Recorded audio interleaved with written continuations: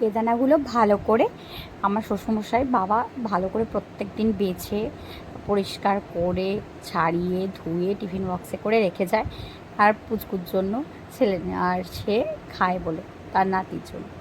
কিন্তু ব্যাপারটা হচ্ছে তার মানে আমাদের উষ্ণীষ বাবুর মুখটা একটু একটু করে আস্তে আস্তে পরিবর্তন হয়ে যাচ্ছে, তার এখন খুব একটা ভালো লাগে না খেতে এই বেদানার রস। তাই বেশ কিছুদিন বন্ধ রেখেছি। এটা একটু আগে করা ভিডিও, তাই তোমাদের দেখালাম। এই জুসারটা ওর অন্নপ্রাশনে পাওয়া, তাই ভেবেছিলাম ব্যবহার করি, পড়ে থাকবে কেন। এইভাবে এর মধ্যে দিয়ে যদি আমরা ঢেলে দিই, দেখো যে কোনো ফল এইভাবে রস করতে ভীষণ সুবিধা হয়। একটু চেপে ধরে এইভাবে ঘোরাতে হয়। আর এই সাইডটা বাঁ দিকের সাইডটার নিচে দেখো আমি একটা এই টিফিন বক্স পেতে দিচ্ছি। ওই টিফিন বক্সটার মধ্যে ওই এটা জুস হয়ে দেখো এখান দিয়ে জুসটা বেরিয়ে যায় আর এখান দিয়ে এই ছিলকার মতন বেরিয়ে যায়। খুব সুন্দর, নর্মাল যেমন আখের রস হয়, রাস্তায় বিক্রি হয় যেভাবে পেশা হয় সেইটাকে।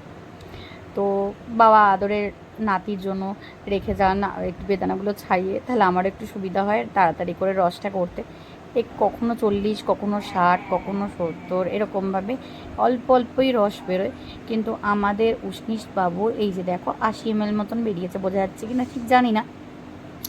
তো আমাদের এই উষ্ণীষ বাবুর এখন একটু মুখটা পরিবর্তন হয়ে গেছে, মানে সব সময় উনি বেদানার রস খেতে চাইছেন না।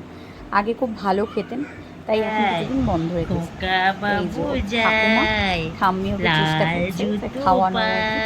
তো অনেক ঘুরিয়ে ভালিয়ে অনেক কাণ্ড করে যে কোনো খাবারই এখন আমাদের খাওয়াতে হয়। এটা একটু আগের ভিডিও, তাও তোমাদের সাথে এটা শেয়ার করলাম।